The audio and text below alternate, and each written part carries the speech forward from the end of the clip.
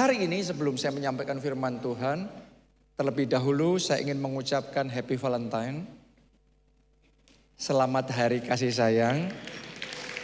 Biarlah hati kita dipenuhi dengan kasih sayang dari surga. Kasih agape Tuhan memenuhi kehidupan kita. Amin. Saya senang sekali hari ini semuanya pakai seragam pink semuanya. Termasuk yang sudah senior pun pakainya pink juga. Makanya awet muda semuanya. Seger-seger semuanya ya. Oke. Firman Tuhan hari ini akan berjudul tanah besi versus tanah subur. Kita sudah sekelumit membaca ayat tentang tanah besi ini.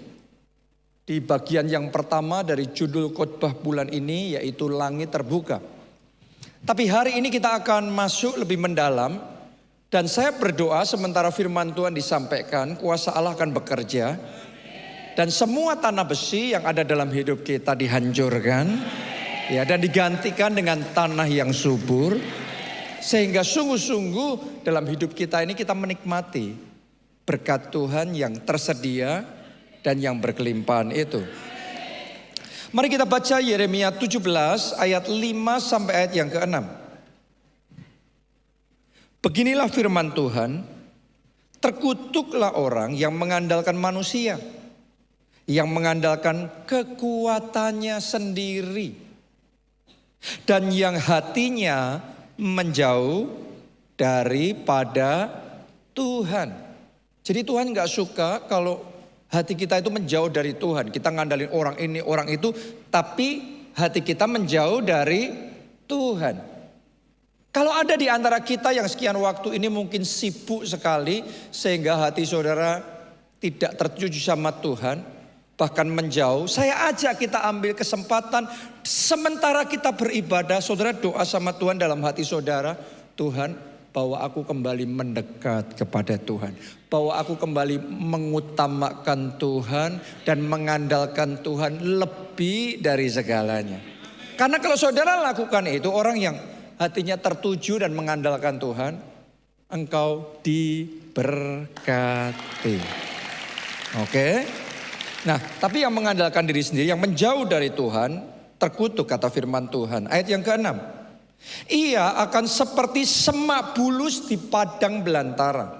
Semak bulus itu satu tanaman yang kurus, kering, dan rapuh, ringkih. Di tengah situasi yang tidak kondusif gampang mati. Ada berapa banyak orang yang dalam situasi yang seperti itu dalam hidupnya kayaknya ringkih sekali. Secara pekerjaan, secara finansial ringkih sekali. Di tengah semua krisis dan goncangan dunia yang menghantam saat ini. Ditulis begini, ia tidak akan mengalami datangnya keadaan baik. Dalam hidup manusia yang normal ada momen-momennya semuanya baik, lancar. Tapi kadang-kadang diizinkan juga menghadapi yang namanya tantangan dan masalah. Tapi mereka orang yang kena kutuk ini kata firman Tuhan tidak mengalami datangnya keadaan baik. Buruk semuanya, jelek semuanya. Jangan-jangan mungkin ada di antara saudara yang ngerasa kayak gitu dalam hidupmu. Ia akan tinggal di tanah angus, di padang gurun. Tanah angus nih tanah yang terbakar, hangus. Dan itu tanah yang gitu susah dikerjakan. Susah bertumbuh apapun. Di negeri padang asin yang tidak berpenduduk. Negeri padang asin. Ini tanah yang tingkat garamnya tinggi sekali sehingga asin saudaraku dan susah untuk tanaman bisa tumbuh. Nah ini bicara semuanya tentang tanah besi yang mencerminkan kesulitan secara pribadi, secara hubungan pribadi sama Tuhan maupun secara pekerjaan, secara finansial. Mari kita lihat lebih mendalam lagi. Ketika yang namanya kutuk itu masuk dalam kehidupan manusia, maka apa yang terjadi? Nanti sementara kita belajar ini dari firman Tuhan, kita teliti ya dalam hidup kita. Jangan-jangan kita tanpa sadar ada kutuk yang bekerja. Nah saya mau ngomong begini sama saudara, orang dalam kondisi yang susah banget, ya terbatas banget secara finansial, selalu kekurangan, banyak penyebabnya. Ya bisa jadi penyebabnya karena malas. Ada orang yang diberkati, ada loh anak orang kaya yang malas. Pada akhirnya dari kaya pun dia akan jadi miskin. Ada orang yang hidupnya susah banget karena apa? Karena nggak mau belajar. Bisa juga. Jadi gedebak-gedebuk asal kerja, tabrak sana tabrak sini. Akhirnya hancur. Jadi penyebab itu banyak sekali.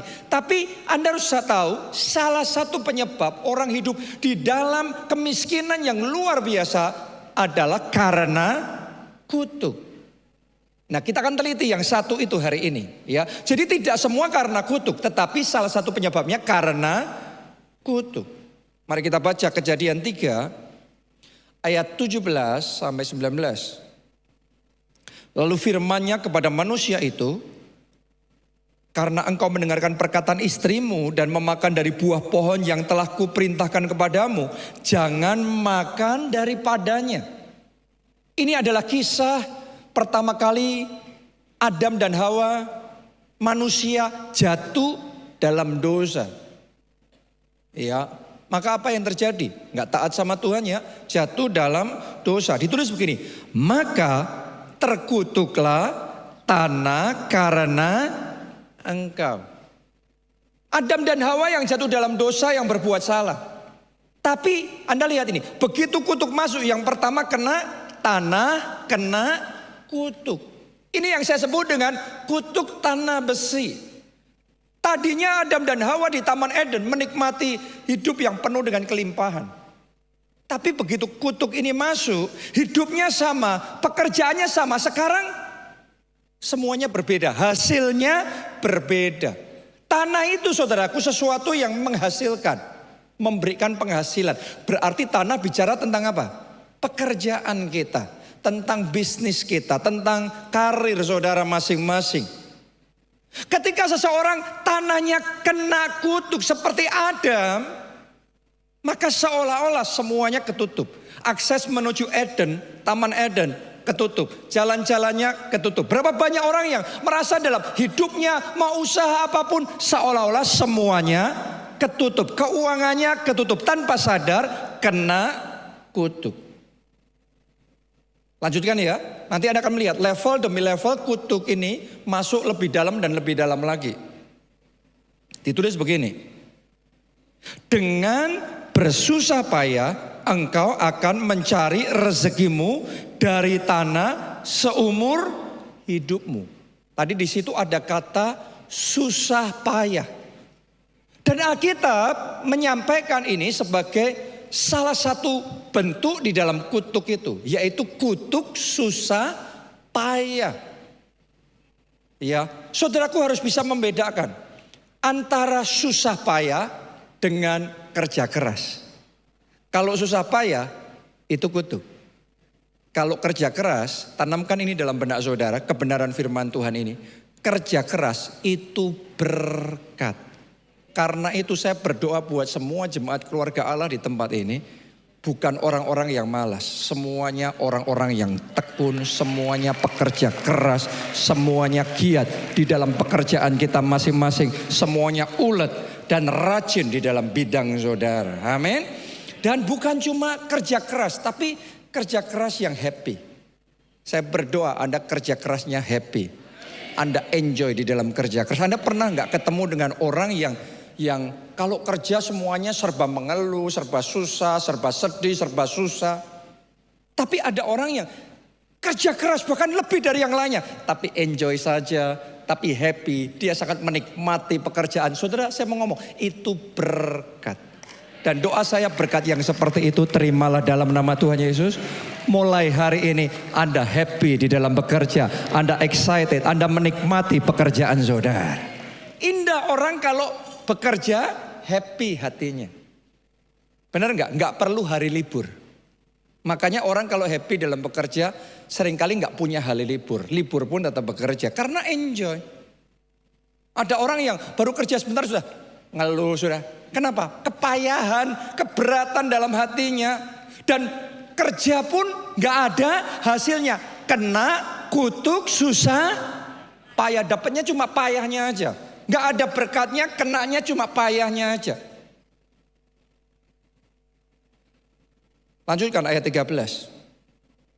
Semak duri dan rumput duri yang akan dihasilkannya bagimu. Ini bicara tentang yang saya sebut kutuk duri. Kalau petani mengerjakan ladang yang penuh dengan duri, semak duri, rumput duri tadi, kakinya kena duri, tangannya kena duri, apa yang terjadi? Berdarah, luka. Benar nggak? Bleeding, berdarah-darah. Berapa banyak orang yang secara pekerjaan selalu berdarah-darah, selalu defisit, selalu minus, selalu rugi. Dalam bisnis juga sama, akhirnya defisit. Akhirnya makan modalnya habis. Sampai akhirnya sebagian orang karena semuanya sudah habis, yang ada dagingnya sudah habis semuanya. Akhirnya terikat dengan hutang. Dan hutang itu begitu mencekik, dan semakin lama semakin menjerat, semakin dalam dan semakin susah. Pokok pendarahannya kencang terus. Tanpa sadar itu bagian dari kutuk. Karena Adam dan Hawa sebelum jatuh dalam dosa nggak ada ceritanya kayak gitu.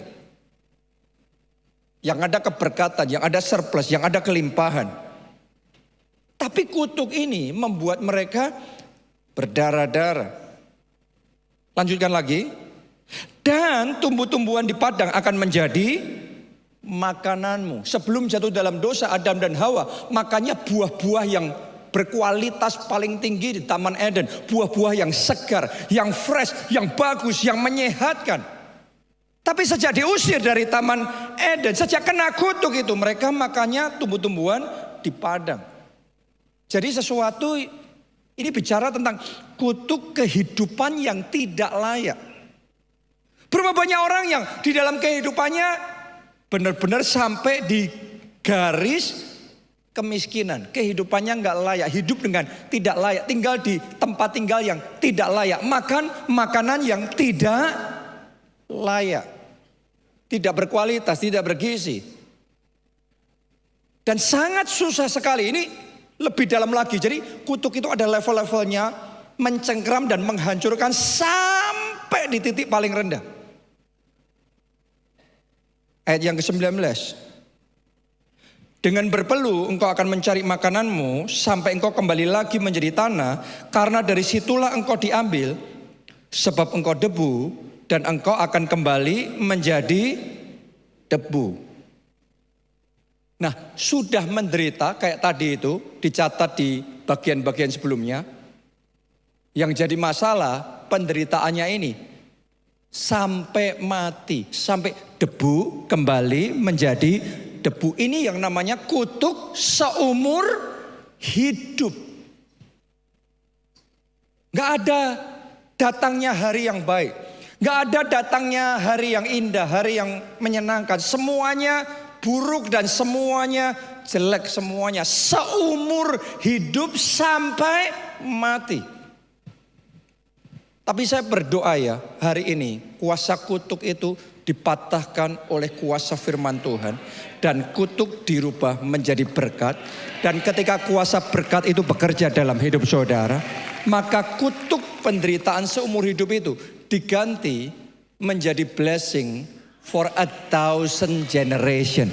Berkat untuk beribu-ribu keturunan. Doa saya, ketika berkat Tuhan itu datang dalam hidup saudara, bukan cuma dalam hidupmu saja, tapi dalam hidupmu, dalam hidup anakmu, anaknya anakmu, dan generasi-generasi berikutnya, sampai beribu-ribu keturunan. Yang percaya katakan amin 3 kali, amin, amin, amin.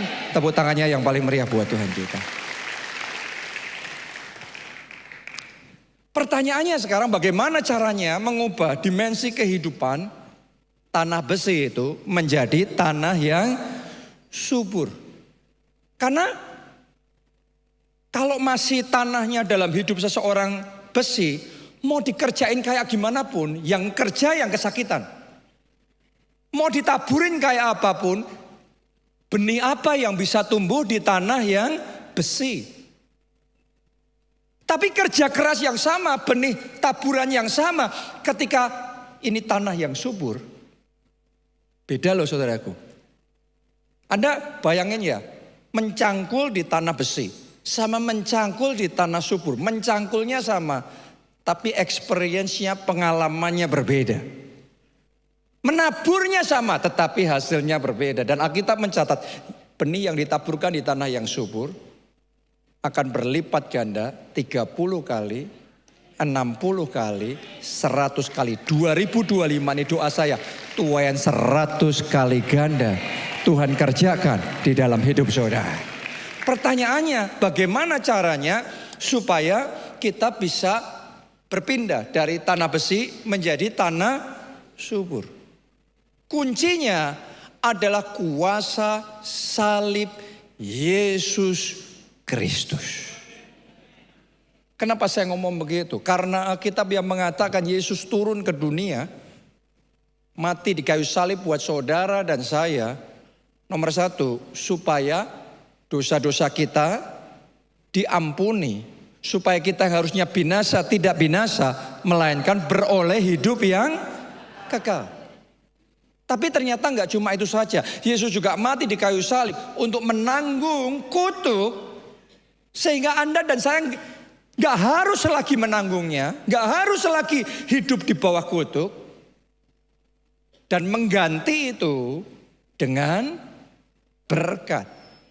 Jadi itu adalah kuasa salib Yesus Kristus. Dan kalau kuasa salib itu bekerja dalam hidup saudara, Anda akan melihat bagaimana perubahan terjadi. Adam dan Hawa yang sama, tadinya di Taman Eden, terus kemudian pindah di luar Taman Eden. Hidupnya beda, orangnya sama, pekerjaannya sama, tapi sama sekali berbeda. Hasilnya berbeda, sukacitanya beda, berkatnya beda, kelimpahannya beda. Kenapa? Karena tanahnya beda. Tapi oleh kuasa salib Yesus Kristus, kita bisa dikembalikan lagi di Taman Eden. Kita bisa menikmati kembali hidup di tanah yang subur. Dan di situ kenikmatan dan kelimpahan dan berkat yang pernah mereka alami, bahkan yang tersedia di dalam Yesus, akan dicurahkan di dalam kehidupan kita. Karena Yesus sudah menebusnya, menanggung kutuk itu buat saudara dan saya. Nomor satu ya, Yesus menanggung kutuk tanah besi. Tadi ada 5 kan, kita sudah belajar di ayat sebelumnya. Nomor satu, kutuk tanah besi yang ketika pertama kali manusia jatuh dalam dosa, Alkitab ngomong, maka terkutuklah tanah karena engkau. Benar apa tidak? Tahukah saudara, Yesus waktu mati, dia harus mati di kayu salib. Kayu salib itu dari apa? Pohon. Pohon itu bertumbuhnya apa? Di tanah. Jadi memang Yesus harus mati di kayu salib. Kenapa?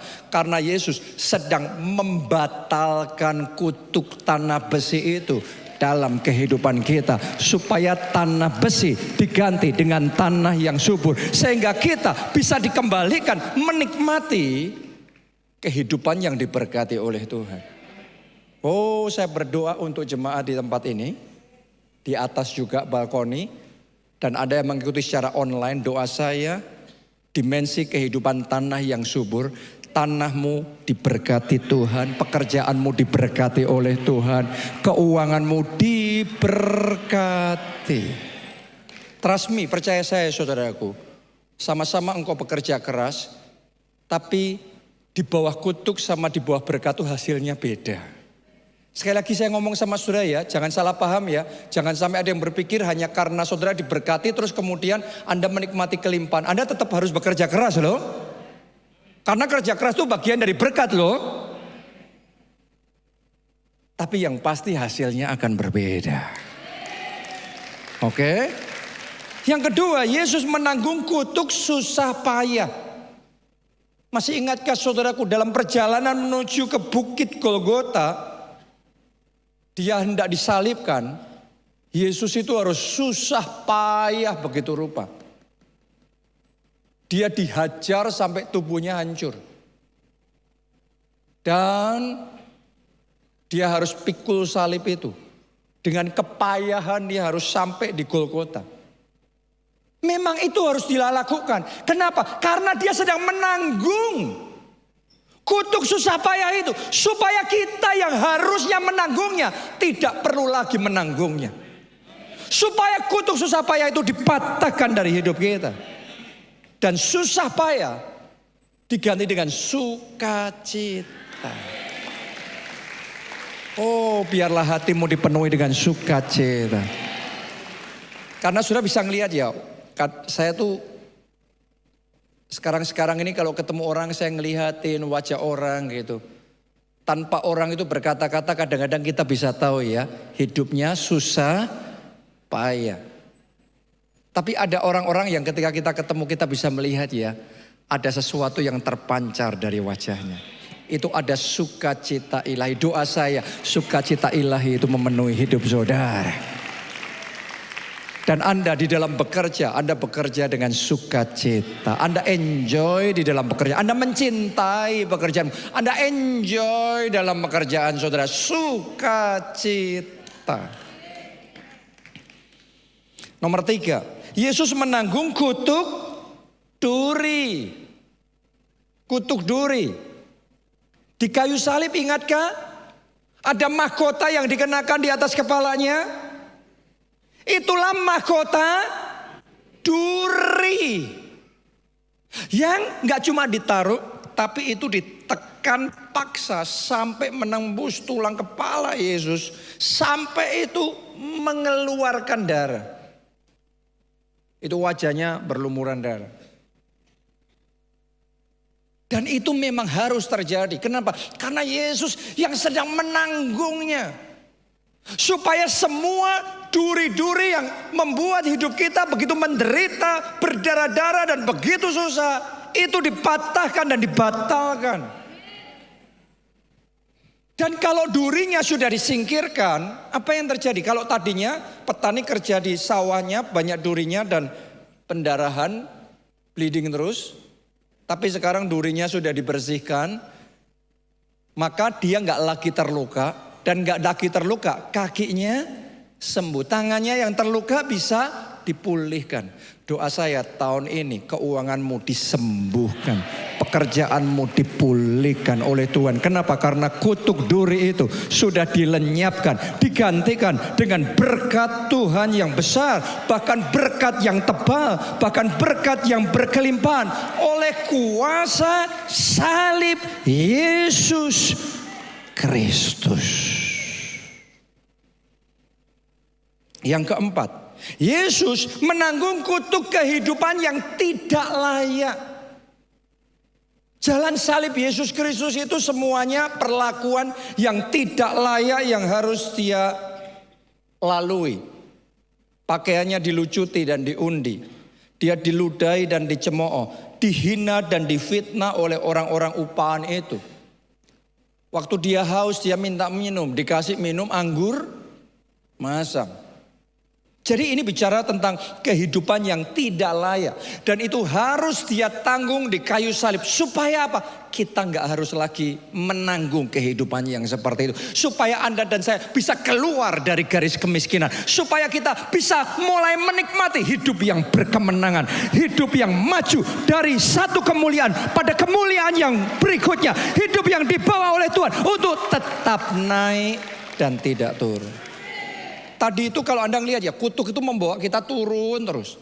Tapi blessing itu akan membawa kita tetap naik dan tidak turun. Tahun ini dimulai tetap naik dan tidak turun. Pekerjaan saudara, karirmu tetap naik dan tidak turun. Promosi yang baru datang di dalam pekerjaan saudara.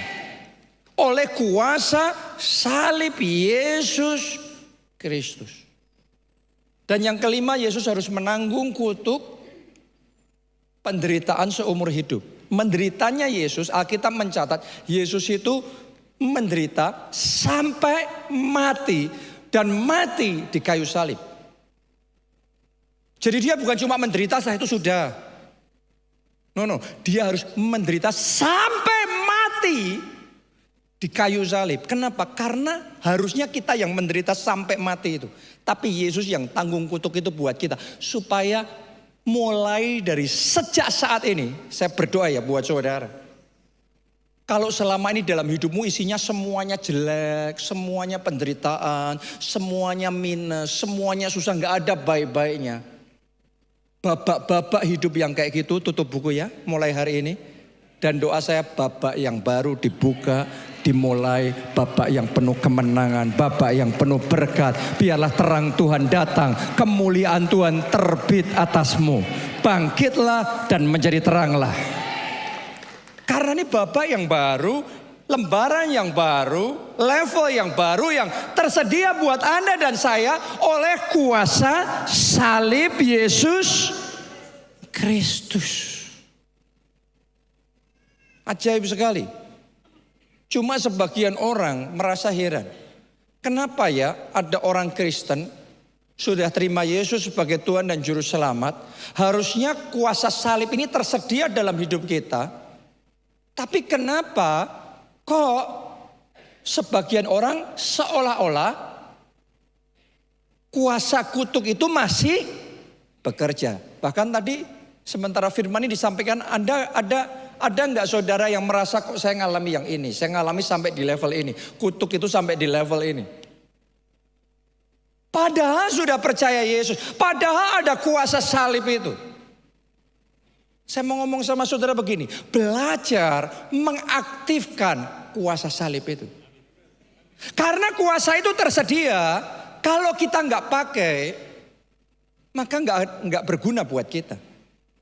Anda dikasih handphone, tapi Anda nggak buka dari tempatnya. Anda nggak mulai charging dan mulai pakai handphone yang dikasih itu tidak berguna. Hanya ketika saudara mengaktifkan handphone itu dan mulai Anda pakai, Anda akan mulai dapat benefit dari handphone itu. Kuasa salib Yesus Kristus tersedia buat saudara dan saya. Semuanya yang percaya sama Yesus, tapi harus belajar mengaktifkan kuasa salib Yesus Kristus itu. Dengan cara bagaimana kita mengaktifkan kuasa salib Yesus Kristus? By faith. By faith. By faith. Oleh iman. Oleh iman. Oleh iman. Ketika saudara mengaktifkan oleh iman. Cara melepaskan kuasa itu adalah dengan iman. Saudara mulai perkatakan, aku diberkati oleh Tuhan. Semua kutuk yang ada dalam hidupku dipatahkan, dihancurkan. Aku bisa saja terlahir dari keluarga yang miskin, bahkan sangat miskin. Tapi tidak selamanya aku tetap ada dalam keadaan yang sesama. Firman Tuhan berkata bahwa di dalam Yesus ada masa depan yang gilang gemilang dan penuh dengan pengharapan.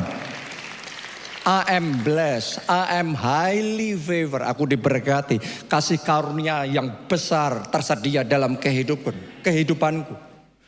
Apa saja yang dibuat oleh tanganku ini, dibuat Tuhan berhasil. Aku akan tetap naik dan tidak turun. Dalam doa saudara, dalam kehidupan sehari-hari saudara, perkatakan itu. Perkatakan itu, continually dalam doa maupun kehidupan sehari-hari perkatakan. Itu Anda sedang mengaktifkan iman saudara. Cara mengaktifkan iman itu gitu. Cara membuat iman Anda bekerja dan mengaktifkan kuasa Allah dan menghasilkan mujizat itu dengan cara gitu. Terus. Itu sesederhana gini. Kadang-kadang orang gak sadar ya, tapi ada orang yang tanpa sadar mengaktifkan kuasa imannya.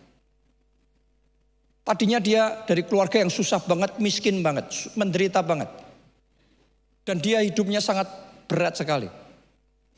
Tapi saking sudah muaknya dengan kemiskinan, dia berjanji sama dirinya sendiri, aku gak mau miskin lagi.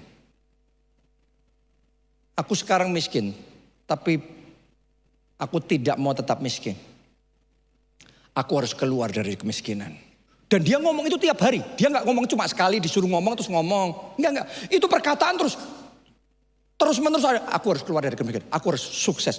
Aku harus maju. Aku harus berhasil. Aku harus berkelimpahan. Dan itu perkataan terus menerus. Dia berjanji sama dirinya tidak bakal terus menerus bikin. Dia harus sukses. Tanpa sadar itu dia sedang mengaktifkan imannya. Dan orang-orang yang kayak gitunya sampai imannya begitu tebal, sampai tekadnya begitu kuat. Itu yang melepaskan kuasa, tiba-tiba seolah sesuatu kayak dihancurkan dalam hidupnya. Dan itu breakthrough terjadi. Orang yang kayak gitu boleh memulai dari paling minus. Tapi dia finalnya akan glorious, penuh dengan kemuliaan.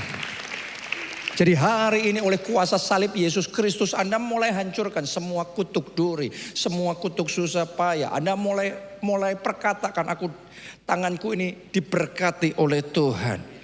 Aku bukan susah payah lagi, aku memang kerja keras. Tapi aku kerja keras bersama Yesus. Aku kerja keras dengan penuh sukacita. Bukan duka cita, tapi sukacita. Dan aku enjoy dalam pekerjaanku. Dan Tuhan yang akan menyertai hidupku. Tuhan yang membuat aku berhasil. Apa yang tidak dilihat oleh mata, apa yang tidak didengar oleh telinga, apa yang tidak timbul dalam hatiku, Tuhan yang menyediakan. Akan ada kejutan yang indah, akan ada hal-hal yang dahsyat, yang luar biasa Tuhan kerjakan. Itu sesuatu yang harus sampai terus menerus. Iman itu bukan kayak di gereja Anda disuruh ngomong gini-gini, setelah itu di rumah loh kok susah, kok masih utangnya banyak, kok minus bulan ini. Itu bukan iman, itu realita. Dan antara iman dan realitas saudara, di awalnya itu bisa sangat berbeda. Makanya Alkitab ngomong, biarlah yang tidak berdaya, realitanya tidak berdaya. Tapi disuruh apa? Berkata, biarlah yang tidak berdaya berkata, aku ini pahlawan. Realitanya loyo, realitanya stroke. Realitanya tidak berdaya, tapi imannya di hati mendengung-dengung tiap hari. Aku pahlawan, aku bukan orang yang kalah. Aku gak stroke, aku gak kalah, aku gak sakit. Aku sembuh oleh belu-belu Kristus, aku sembuh. Aku diberi kekuatan, aku cakap menanggung segala perkara di dalam Yesus yang memberi kekuatan kepadaku. Itu iman terus. Aku pahlawan. Iman pahlawan seperti itu yang membuat kuasa Allah bekerja, mengubah pecundang menjadi pahlawan. Itu cara membangun iman tuh gitu, terus. Makanya berbahagialah orang yang kesukaannya firman Tuhan, Taurat Tuhan, dan yang merenungkannya siang dan malam terus. Aku pahlawan. Padahal kenyataannya, realitanya pecundang, realitanya tidak berdaya, KO. Anda harus saat bisnismu lagi KO, saat keuanganmu lagi minus, tapi engkau harus, aku diberkati. Favor Tuhan melimpah dalam hidupku. Tahun ini tahun yang baik dalam hidupku. Ini tahun double favor. Ini tahun penuh dengan anugerah dan kasih karunia Tuhan yang melimpah dalam hidupku. Anda harus terus menerus. Anda harus percaya itu. Itu cara mengaktifkan iman dan cara membuat kuasa Allah bekerja. Dan Anda akan melihat bagaimana kutuk dipatahkan dan diganti dengan berkat. Amin.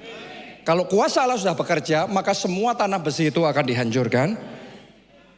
Dan tanah yang subur akan tersedia buat saudara. Jadi pakai kuasa iman. Dan kalau sekarang sudah dipindahkan ke tanah yang subur, saya tanya sama saudara, next berikutnya, gimana caranya tanah yang subur ini bisa menghasilkan tuaian? Menghasilkan panen yang penuh kelimpahan. Gimana caranya? Apakah tanah yang subur tanpa dikerjakan tiba-tiba muncul hasil? No. Kalaupun Anda sudah diberkati oleh Tuhan, kutuk sudah dipatahkan, Anda harus menabur. Anda harus mengerjakan lahan saudara. Dan benih itu akan menghasilkan tuaian 30, 60, 100 kali ganda. Karena itu kalau saudara percaya Anda diberkati oleh Tuhan, penting sekali untuk kita ngerti, kita perlu menabur. Mari kita baca Mazmur pasalnya yang ke-126 ayat 5 sampai 6. Orang-orang yang apa? menabur dengan mencucurkan air mata. Saya tanya dulu sama saudara, apa artinya menabur dengan mencucurkan air mata? Pernah nggak mikir? Kalau saudara punya benih banyak, disuruh nabur sebagian enteng. Tapi kadang-kadang ada momennya benih kita itu tinggal dikit, nggak seberapa. Dan waktu benihnya tinggal dikit ada dua pilihan. Kan kita butuh makan nih. Kalau benih itu kita makan, hari ini perut kita kenyang. Tapi setelah itu kita akan lapar lagi dan tidak ada lagi benih. Petani itu dan keluarganya akan mati kelaparan. Itu yang pertama. Yang kedua, petani itu memilih untuk menaburkan benih itu. Tapi saat dia menabur, dia harus nahan laparnya. Karena yang tersisa itu dia mungkin dari benih yang tinggal sedikit itu sebagian dikit yang dia makan. Tapi sebagian dia ngomong, aku harus tetap nabur. Karena dia tahu satu sisi dia butuh survive, bertahan hidup. Tapi sisi yang lain harus ada taburan. Karena taburan itulah yang nantinya akan menghasilkan tuaian. Kadang-kadang sebagian orang Kristen nggak ngerti. Hal yang sama berlaku prinsip jasmani, hal yang persis sama berlaku prinsip rohani juga. Makanya kadang-kadang ketika di posisi yang kayak gitu ya, keadaan kayak gitu harus tetap nabur. Dalam kondisi keuangan terbatas kita tetap nabur. Buat Tuhan di ladang pekerjaan Tuhan. Petani pun saudaraku dalam keadaan yang sedikit itu tetap harus nabur. Dia ngomong gini, ini benih harusnya aku bisa makan. Harusnya istri dan anak-anakku bisa makan. Tapi harus aku tabur. Makanya menabur sambil mencucurkan air mata. Ada nggak di antara saudara yang dalam kondisi seperti itu?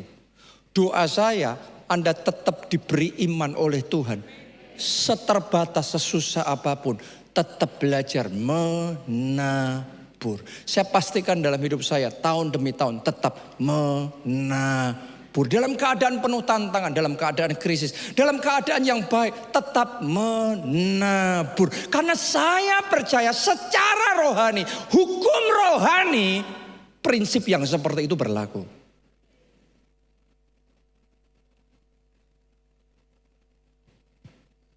Mari kita lanjutkan pembacaan itu.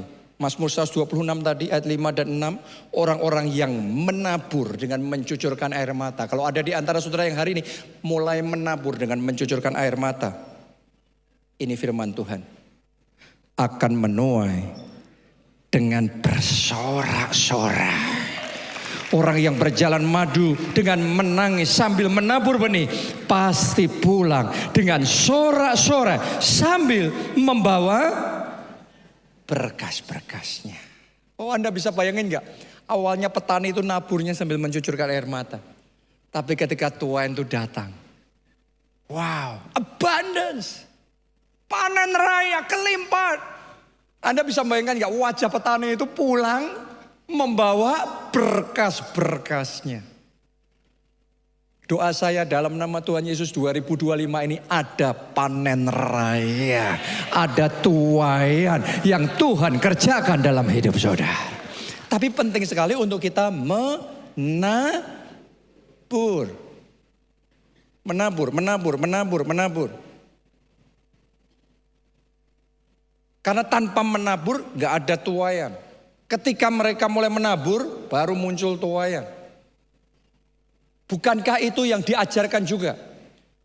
Dalam banyak cerita dalam firman Tuhan. Salah satunya adalah kisah ketika bangsa Israel ngalami kering kerontang. Selama 3,5 tahun gak turun hujan. Pada waktu itu air menjadi barang langka. Gak ada yang lain gak apa-apa. Tapi gak ada air orang gak bisa hidup. Ini jadi barang langka. Di tengah kondisi yang seperti itu, masih ingat gak saudaraku, caranya Elia mengajari bangsa Israel supaya mereka bisa panen air. Ada? Masih ingat gak saat tanding sama nabi-nabi Baal itu, menurunkan api, dan setelah itu menurunkan hujan. Caranya gimana Elia? Disuruh membuat mezbah, menyiapkan korban buat Tuhan, dan kemudian disuruh mengocori dengan air. Benar apa tidak? Dicurain dengan air. Yang banyak kata Elia, jangan dikit. Karena ada prinsipnya. Yang banyak. Setelah itu disuruh yang banyak lagi. Terus disuruh ngulangi lagi, yang banyak lagi. Anda bisa ngebayangin nggak? Tadinya mereka ngirit-ngirit karena kering kerontang, ngirit-ngirit karena air itu langka banget. Tapi sekarang disuruh terbuang percuma begitu saja. Kadang-kadang yang ngikutin omongannya Elia itu nggak gampang loh. Kita juga suruh ngikuti firman Tuhan saat terbata disuruh nabur itu nggak gampang loh. Cuma airnya dikocorin dan hilang begitu aja. Harusnya ngirit dong. Ada momen tertentu dalam hidup kita. Kalau hidup kita itu saudaraku ya masih serba terbatas. Yang kita bisa lakukan cuma ngirit-ngirit. Ada nggak sedang ngirit-ngirit? Budgetnya diirit terus. Potong sana, potong sini. Ini dipotong, dikurangi lagi. Sabunnya diencerin lagi.